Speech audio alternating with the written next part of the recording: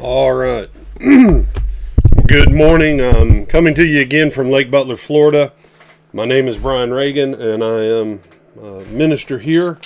And this is the second in our series of lectures on theology. Sorry, I need to grab my coffee.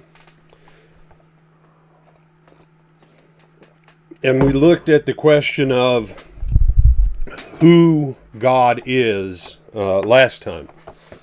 And when we looked at the question of who God is, the most fundamental aspect of who God is that God is being or existence in and of himself. So we come to the next part of this, which is when was God? And we're going to look at this within the Old Testament. We're also going to look at it within the context of certain things revealed in the New Testament. And so, as we begin, obviously, we go to Genesis 1 for our starting point. First of all, when you read the Bible, and especially Genesis 1, God is assumed as existing. That's just the way it is. The Bible never tries to prove God's existence. Everything in the Bible assumes that God is. And when we consider that Moses, because I accept the authorship of Genesis through Deuteronomy as Moses, Jesus accepted it as such, therefore I am not going to argue with Jesus. That when the book of Genesis opens, and it opens with the statement that in the beginning God.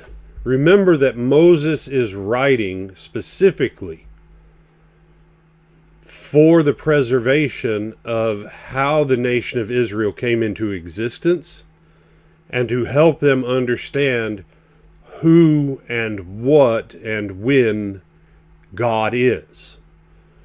And so when Genesis 1 opens, this is them learning about their covenant God, the I am that I am, in order to orient their lives and their understanding of how the universe works, in contrast to what they had learned in Egypt about their gods.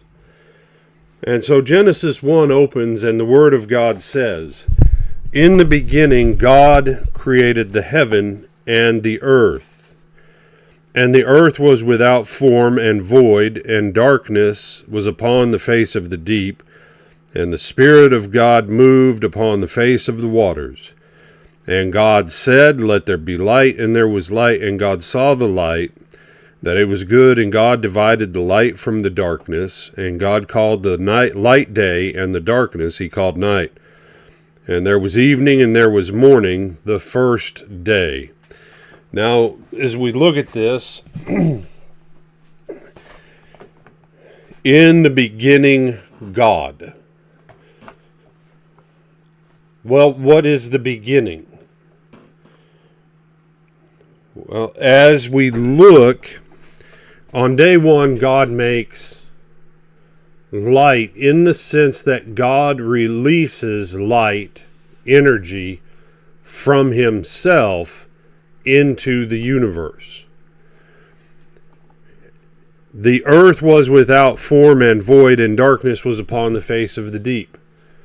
There was a point where there was no light until God released light. And this is something we'll come back to at another time. But the Gospel of John and 1 John specifically, 1 John chapter 1 says, God is light, and in him is no darkness at all. Now this is both moral and tangible. God is light morally, ethically, spiritually, in contrast to darkness. But God is also light, because there are other scriptures where the scriptures will say that God dwells in the unapproachable light, that the Father's throne is in the unapproachable light, that it is so powerful, so all-encompassing, that unless you're equipped to come into that presence, there isn't a way for a human person in their current state to approach it.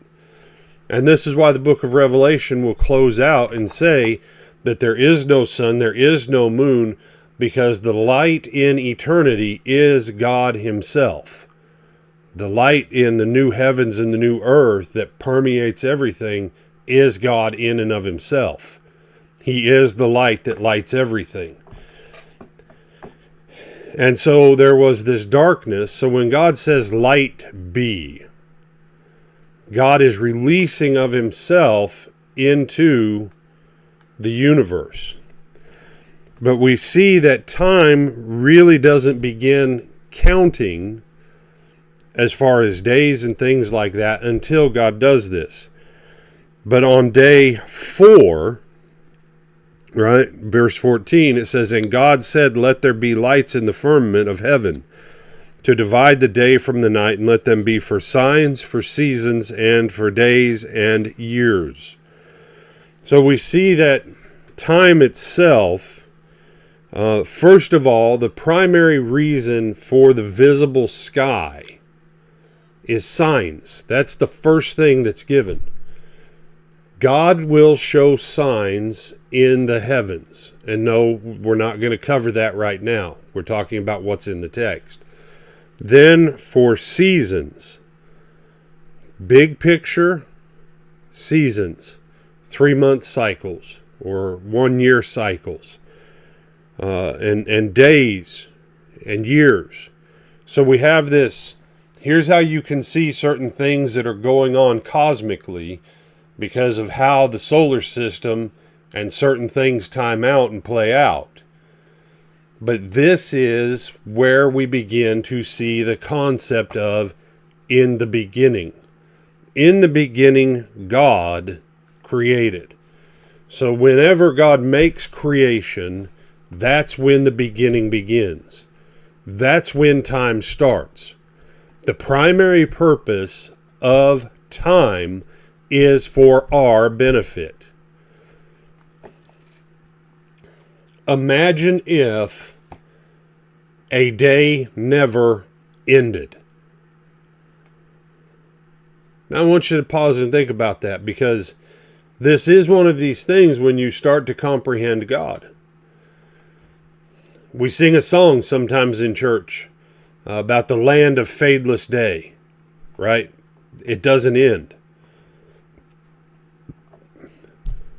I'm here to tell you there are some days it's good that day had an end.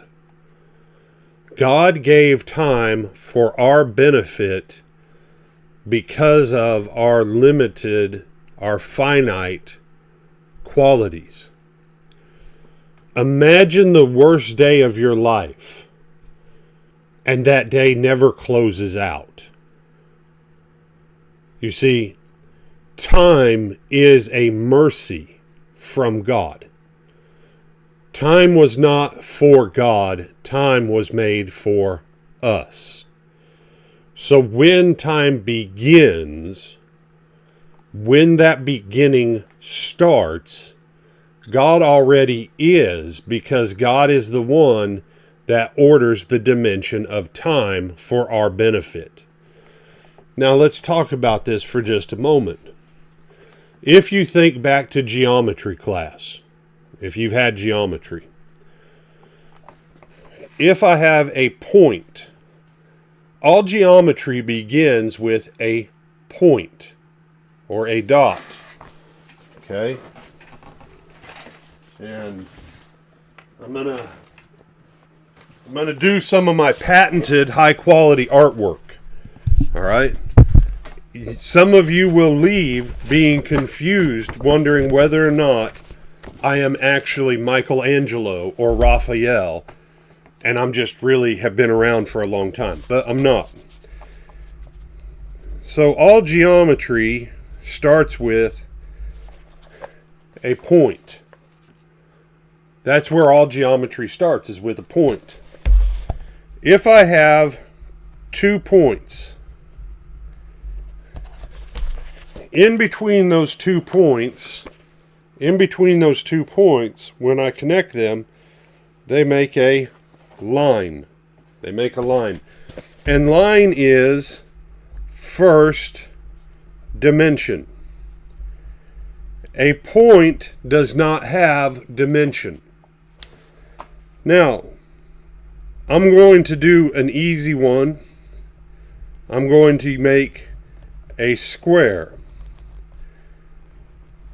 Now, once I make a square, as you can see, I now have 2 dimensions. I have a width and a length. 2 dimensions is also, especially where like a square is concerned, a plane. So the first dimension is linear. The first dimension is linear, and the second dimension is a plane. Now, if I'm going to get super fancy, I'm going to connect more points. Now, this is an interesting thing. I can connect all kinds of points that I want. Every point that I connect always has to have an operational origin as a point, and then goes into the first dimension before it can go into any other dimension. All right? So if I draw the line vertical, now I have height, but it's still only one dimension. It's not until I begin to connect them, right? When I begin to connect them, all right, that now at this point, right, now I have, right, 3 dimensions. I have length, I have width, and I have height. Okay? And that's 3 dimensions. Okay? Now you go, well, this is obvious. Well, and isn't it a fascinating thing? I'm actually demonstrating 3 dimensions on what is essentially a 2-dimensional entity, because the amount of height that a piece of paper has is insignificant. So, in that dimensional crafting here, and I want you to see, my high quality artwork. The Louvre may call me from France or the Metropolitan Museum of Art in New York and say, we need that drawing. It's possible. But I didn't give them my most current phone number, so they're going to have a hard time tracking me down because they don't like to spend money on stuff. So but I have a 2-dimensional object that I'm demonstrating a 3rd dimension. Okay? Now, what exists outside of this dimension? Anything that can exist in a higher dimension by its nature automatically exists within every other lower dimension. You see, a line by itself can't be 2-dimensional. But if I have 2 that connect, right, so that I have length and width, or width and height, however you're standing your plane up, automatically a 2-dimensional object instantly incorporates every first-dimensional object in its existence. Okay? 3 dimensions. It incorporates everything in the first and second dimensions for the 3rd dimension. Time, though, does not originate in this dimension. Time originates out of the existence and being of God, And God has placed markers within the third dimension, like the sun and the moon, all right, and the stars. God has placed other three-dimensional items in the third dimension by which we can measure the passage of the fourth dimension. We ourselves, we aren't going to move into the fourth dimension in our third dimensional existence. This is one of those things for why the incarnation has to exist. Okay? And again, that is way further down in Theology 101. I'm going to tell you right now. Now, some of you are like, yeah, Brian, this is easy. This is simple stuff. This is like baby talk. For others of you, you're like, all right, I'm going to have to go back and watch some of this stuff again because I've never thought about this stuff this way. This is the baby steps. When we move into the later lectures in Theology 101, we'll cover some of this other stuff. All right. Now, if we get to the end of Theology 101 and you say you didn't answer that question, then send me the email and I'll do a supplemental lecture on some of these other things. Because I'm not going to pretend I'm going to remember everything that I told you we would cover later. But the sun and the moon and the stars are for signs, for seasons, for days, and for years. But time is already an existing factor with God because he doesn't bring in the three-dimensional things by which we can designate the passage of time until after 3 days of how God measures time has already passed. Therefore, time is something that originates from within God's person and functions in our dimension. This means that time is actually a derivative out of God's very nature of existence. That God has the ability as the existing one to limit an aspect of the nature of existence and to put it within a frame of something known as time. God is greater than time. This is always our challenge as human beings, okay? See, we measure dimension. What? First dimension, second dimension, third dimension. We measure dimensions going up. And this is the problem. We measure dimension starting at 0, 1, 2, 3, 4, whatever. God is beyond our concept of dimensions.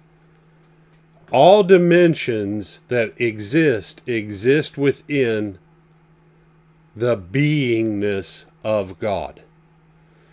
Therefore, when God names a point, the point already existed within God, but we don't see it and know it in our existence until God releases out of his existence into ours. So when Genesis 1 opens and said, "In the beginning, God." When the beginning began, God already had been for a period of time that to us isn't even comprehensible, because since God is existence in and of himself, there is never a time when God wasn't, because God is. Okay? You say, now I'm going to tell you, I've had a lot of people over the years that are like, man, at this point, Brother Brian, my brain began to hurt. It's supposed to hurt. When you start to think about God for who God is, that God is existence, that before the beginning was, God already is, and that before time began, God already was, because God is existence, and there was never a time when God wasn't, because God by his nature is the very nature of is, or being, existence. So in the beginning, God. When the beginning began, God was already, past tense, from how we see it in our lower dimension looking up, that when we start to calculate time, we run up against a wall because we can't think beyond the time of the beginning, because we are conditioned by time. Time operates in our dimension and conditions us, but time is greater than us. Before you began, there were other people in your family that already had been. But for you, your existence begins at your conception. But the reality is, your beginning began as a human being when God made Adam. Because all human life is derivative. But most people can intellectually say, well, yes, genetically I understand. No, I think you need to understand spiritually. The soul of every person that is, through the union of man and woman, and even Eve's existence is a derived existence. Out of the singularity of Adam, God split apart a masculine and feminine principle in creating Adam and Eve, so that the joining together of the two, more than the physical act of sexual intercourse, the physical joining of two people is a physically manifested union of two spiritual beings joining together to engage in a spiritual act that can actually bring about the physical manifestation of another spiritual being that has a soul and operates in a body. This is why this thing is so powerful. Okay? Because when God made Adam and then God breathed life into Adam, all life is derived from the life existence of God. And this is why things like, this is why hell is eternal, this is why heaven is everlasting, etc., etc. Okay? You have everlasting life or eternal life, everlasting punishment. This is why. Because by the nature of what we are, we exist. Now, the moment you're brought into existence, you continue to exist. And so although you have a beginning, even hell will never end for the people in hell. Just like heaven will never end for the people in heaven. And again, that is definitely a different topic that we'll get into. But when you come over to the Gospel of John, chapter 1 and verse 1, okay? John chapter 1 and verse 1.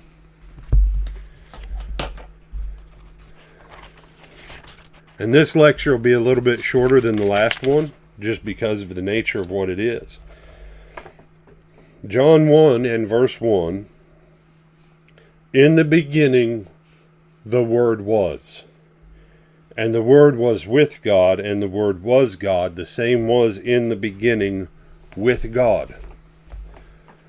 Now,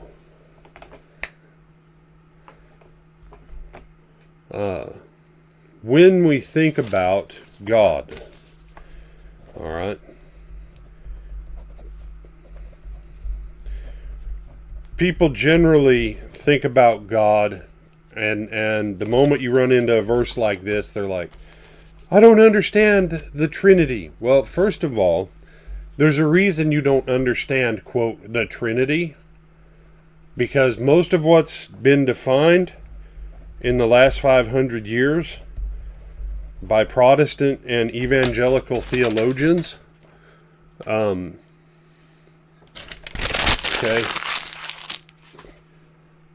They kept all kinds of terms and all kinds of concepts, but they threw out the first 1,000 years of theology behind all of it.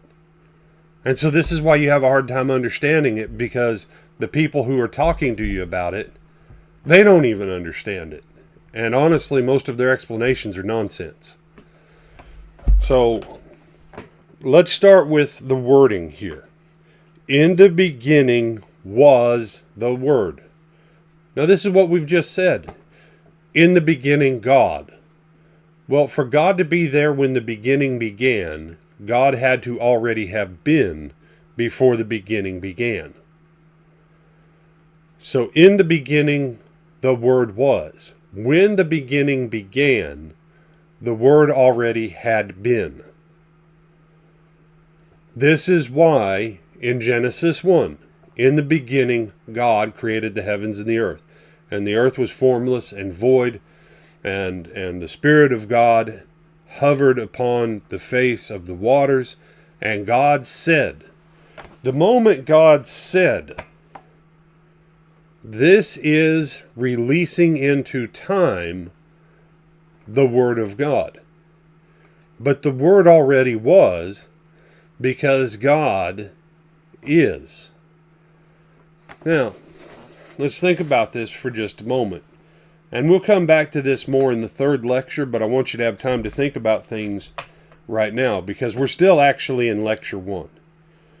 Each lecture will have 3 parts. A college course in America that's a 3 credit hour class has between 2 and 3 hours of lectures for a total of 45 lecture hours per 3 credit hour class. Every 15 hours of lectures counts as 1 credit hour. That's how it's set up. Okay? So we will have 45 total lectures, between 40 and 45 total lectures for Theology 101. Okay, that's just a quick side note for you. There will be one more before we ever move to, quote, lecture 2. All right? So we're going to introduce this because I need you thinking about it before we move into the third lecture. When you use words. Now, if I say the word dog, generally there are 2 things that come into your mind. Either the spelling of the word dog, D-O-G, which for most of you right now, you're seeing a white card and in black letters the word dog spelled out, or you were writing the word dog in your mind when I called out the letters D-O-G, or each letter came up depending upon how you were conditioned to read and see words. Now, for others of you, I said dog, and the word dog, you immediately thought of some dog that is registered and imprinted in your mind. Because all thought involves words and pictures. Now, words are superior. Words are superior. The moment I hold up this book, see, if I hold it up and I say, what am I holding up? You're going to say either a book or a Bible. All right. I do have a guest in my studio audience. Feel free to say hi, Waylon. Hey. All right. And once I said you would either say a book or, and then he mouthed the word silently, Bible. Because why? You can't even conceive of what you see apart from words. Words are indispensable. Words are the transactional force of all existence. Okay? Even God doesn't do anything without word. All words that God has ever spoken are all tied to the Word of God. God does nothing apart from Word. When God defines himself, God uses Word. All right?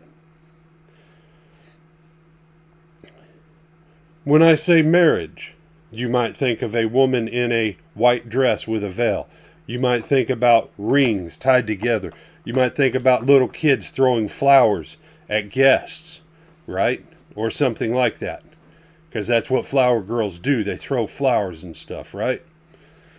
You might think of someone dressed in clerical attire, or a magnificent church, or a beautiful outdoor scene with a man and a woman standing there and some kind of officiant. But the moment I say marriage, what? Images immediately come into your mind, because all these images are tied to Word. So when God says, light be, the word for light and the word for exist already were in the mind of God. Everything that you will ever say with your mouth had to exist, even if only for a millisecond, in your mind before you released it.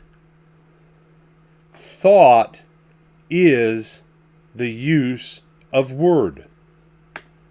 They say, no, Brother Brian, I can conceive of objects and da-da-da-da-da apart from words. Can you?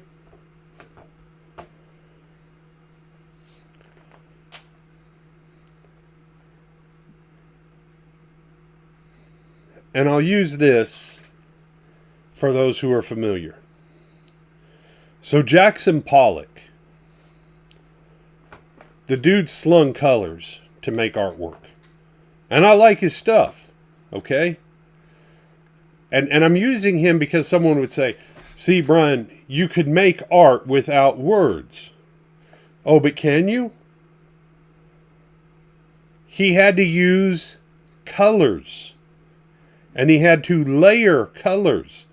The conceptualization of even the act of slinging colors onto a canvas involved the process of words and logical progression. So when God says, in the beginning God, and in the beginning the Word was, and the Word was with God, and the Word was God. Well, how is the Word with God if the Word is God? Can you really separate your thoughts from what you are as a person? Can you separate your words from your thoughts? I want a cup of coffee. I think about coffee, then I make coffee, and I put it in my handy-dandy cup, and I, what? Drink coffee. When I go to a restaurant and I say, I want coffee, do they bring me a Coca-Cola or a Dr. Pepper? No, they bring me what? Coffee. Now, it may be good, it may be bad, it may be watered down, it might be decaf. Okay? But words have meaning. But before I can bring coffee at the table into existence, words have to exchange. What's in my mind has to find a way of expression in order to manifest the reality. And so the Word, the Logos, and we'll get into the Logos more when we move into Christology. But right now I'm talking about the existingness of God, the very existence. You say, well, you could write it down on a piece of paper. Oh, but see, you just proved the point. What am I writing down? I'm writing either the word coffee, or I'm drawing a picture that makes someone think of what? Coffee. Because pictures are attached to words. All right? Throw out all that evolutionary nonsense that everybody lived in caves for, 250,000 years, and they drew stick figures on the wall. What do the stick figures convey? events. The pictures conveyed what? The reality. But I promise you, they didn't go 250,000 years, even with that nonsense that everybody was a caveman, which they weren't. I promise you, everybody didn't go around trying to draw real quick. Right? Oh, dinosaur!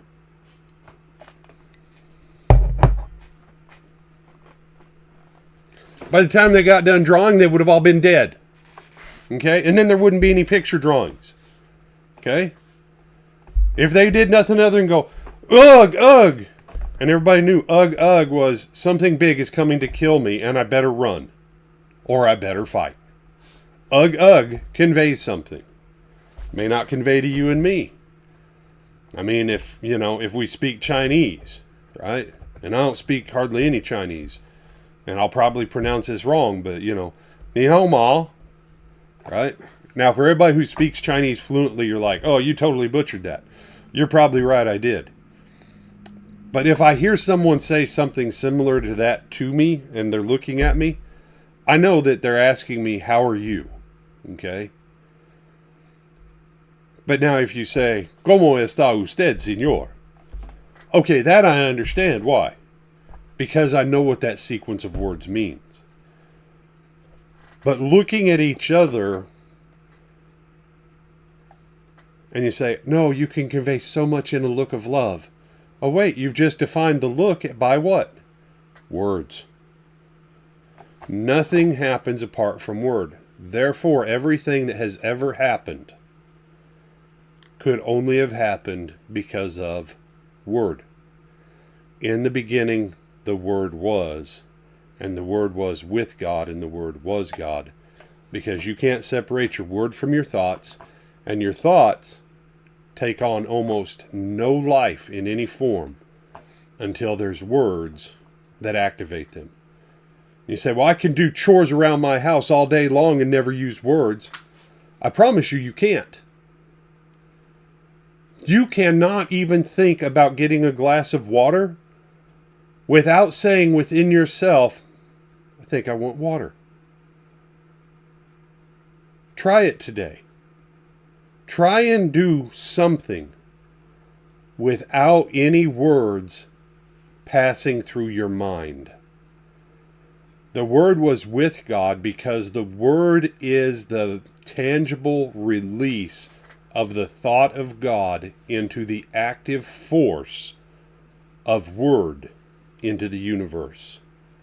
But even within the Godhead, the communication of love still takes place by the designation of words. And so that's where we are going to pause today. I'll have lecture notes and handouts and things like that a little bit later in the week. May the Lord bless you and keep you as you go throughout this week, and may this lecture be a blessing. I'm Brian Reagan. Good day. See, I couldn't even reach to grab my glasses without saying in my own head, where are my glasses?